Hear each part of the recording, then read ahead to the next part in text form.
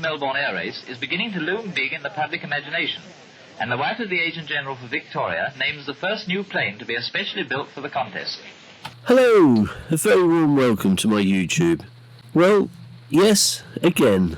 Yes, rain, sadly.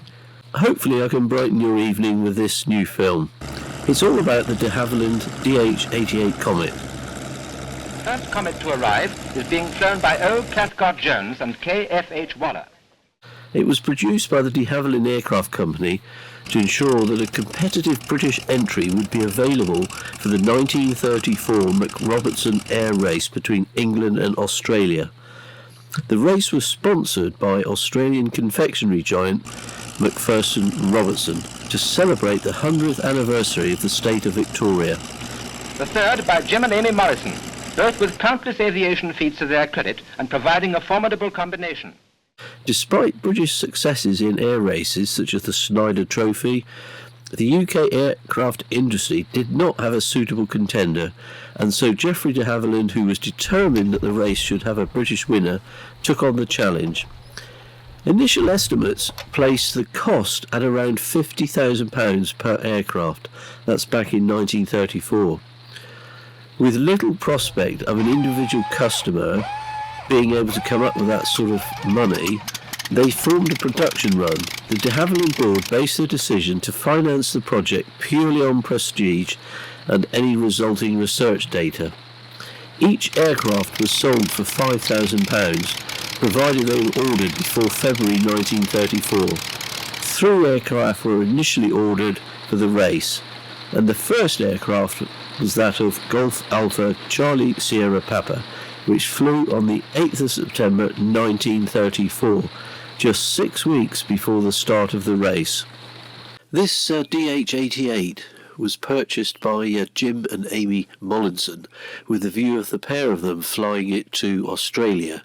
The aircraft was painted black and it was called Black Magic. The DH88 was designed by Arthur Hagg. The cantilever monoplane was powered by 2 230 horsepower Gypsy 6R engines, driving Ratier 2-position propellers that changed the pitch from fine to coarse automatically as speed increased.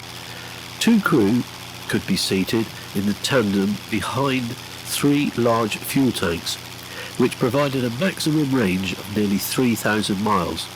The airframe featured a retractable undercarriage to enhance the aerodynamics, and the overall light construction resulted in the aircraft being made almost entirely of wood, the only metal being used within the fuselage being in the load-bearing compartments. The 3 race planes that were manufactured were, to start with, the black and gold liveried Black Magic, which was Golf Alpha Charlie Sierra Papa, which was flown by Jim and Amy Mollison, formerly Amy Johnson. There was the British Racing Green Golf Alpha Charlie Sierra Romeo, flown by Owen Cathcart and Ken Waller, although the aircraft was actually paid for by the racing driver Bernard Rubin. And then there was the red and white Golf Alpha Charlie Sierra Grosvenor House, flown by C.W.A. Scott and Tom Campbell Black, which was named by its owner, Mr. A.O. Edwards, after the London hotel where he was managing director. The race was to start on the 20th of October 1934 from RAF Mildenhall, and it attracted a large entry of racing, commercial and private aircraft. The intimate details of the race can be found elsewhere on this film, but an indication of the superior range of the DH88 Comet Racer was that both Black Magic Golf Alpha Charlie Sierra Papa and Grosvenor House Golf Alpha Charlie Sierra flew to Baghdad non-stop, although the Mollisons led at first in the Black Magic. During the early stages, it was the Grosvenor House aircraft that reached Melbourne in first place after just 70 hours and 54 minutes. Black Magic, flown by Jim and Amy Mollison, eventually retired when a piston seized after the Mollisons had been forced to use contaminated fuel sourced from the local bus company in Jobalipur. Cathcart and Waller, flying Golf Alpha Charlie Sierra Romeo, came fourth and returned to England soon after, carrying newsreel film, and completed the round trip in a record of 13.5 days.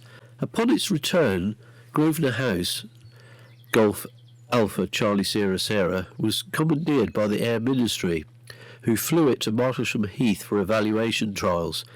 It was repainted silver and redesignated K5084. Before being written off during a heavy landing, it was sold for scrap, and then it was acquired by the Essex Aero Club, who rebuilt it with Gypsy 6 Series 2 engines and used it for a number of further record-breaking flights.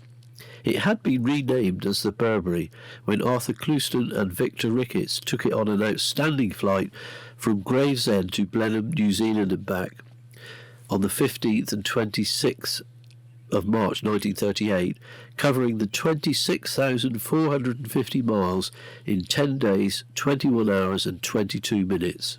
Golf Alpha Charlie Sierra Romeo was renamed Reine Astrid before being sold to France as Foxtrot Alpha November Papa Yankee, and where it also broke several point-to-point records. This led to a further aircraft being ordered, which was Foxtrot Alpha November Papa Zulu. Black Magic went to Portugal and became Charlie Sierra Alpha Alpha Juliet Salsar, where it subsequently set records flying times between Lisbon and London. After it was retired, it was found in a very sorry state in a barn in Portugal during 1979. Thankfully, it is now undergoing restoration at Derby Airfield, Eggington. A certain amount of mystery still remains about the whereabouts of the aircraft prior to 1979. The fifth and final DH88 was Boomerang Golf Alpha Delta Echo Foxtrot, which was actually flown by Tom Campbell Black in an attempt on the record between London and Cape Town. It managed to reach Cairo in a record 11 hours 18 minutes, but the attempt had to be abandoned after the aircraft developed oil troubles. During 1935 it sadly crashed in the Sudan, with the crew only surviving by the virtue of their parachutes. The DH88 Comet Racer was by any measure a significant aircraft in the history of both air racing and aviation development, because it demonstrated what could be achieved once a clear goal is set.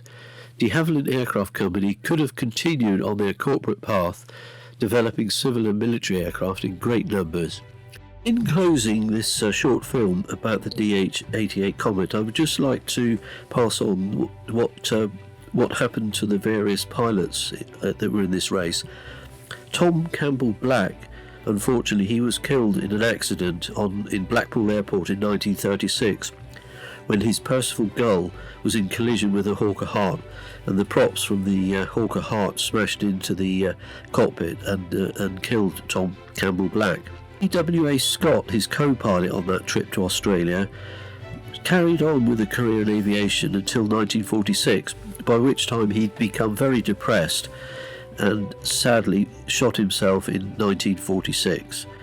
Amy Johnson, as you probably know, again very sadly lost her life in 1941 when she parachuted out of the aircraft that she was flying over the River Thames. Jim Mollinson went on until 1956, when through alcohol abuse he also sadly passed away. I truly hope you found this film interesting, and I really must apologise that I've got a very bad cold at the moment, so the audio may not be as good as I would like. But please check out my Buy Me a Coffee, and also do have a subscribe to my channel. I'd really appreciate the support. I wish you all the very best, and I'll see you on the next one. Cheers for now.